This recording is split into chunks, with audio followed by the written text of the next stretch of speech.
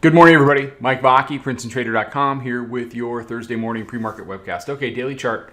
And they saved the band ride. They saved it more as a function of the band contracting a little bit versus price really coming in and taking it out. I always get a little leery of band rides that survive on lower highs. And this is one that survived on lower highs. So look, you can call it a little flag that wants to break up. That's what the bulls need today. They absolutely have to get the upside expansion today, or the band ride will most likely end, because you can see the band is really starting to kind of run away from price a little bit. It's up at 65. I would expect that by tomorrow to expand above 70. The Bollinger Bandwidth remains at 2.8. So it is an environment for expansion. As you get out on the hourly chart, you can really start to see this compression.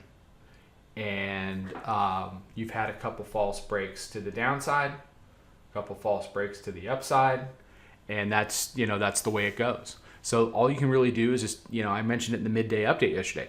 You got to have some perspective and you got to be patient.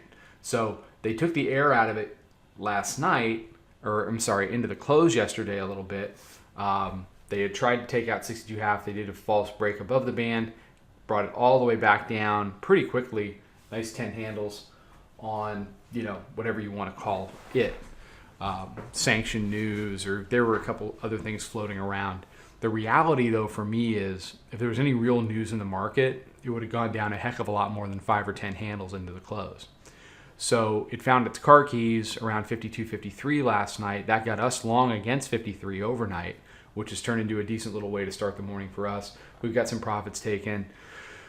We got the majority of the position still on, seeing if 52.53 wants to hold. So you've got matching lows / double bottom type activity at 52.53 versus matching highs / double top activity at 62.63. So we are jammed in a 10 handle range. You win the 10 handles between 52 and 63. You win that 10 handle band. You win the next leg of the market, in my opinion. So that's what we're going to battle over today. The bulls need to move up today if they're going to get the upside expansion, if they're going to win the band and save the band right on the daily chart. What do the bears want to do? They want to break 52.53. They want to turn that into resistance, and they want to try to push back towards the week's lows. Typically, though, with weekly pivot where it's at, and the first 3 days, as we've seen, Thursday and Friday, in this environment, you tend to get directional pricing. Directional pricing absolutely favors the bulls at this point. Absolutely favors the bulls. And I have to be a dip buyer above 52.53 until that area shows me that it can convert and be resistance. All right, everybody have a good morning. We'll be out with a midday update today. Really thrilled to see all the people coming in, taking trials, joining the room. If you trade futures, if you want to learn how to trade futures, this is the place to be. It's a great environment to learn, and come check us out.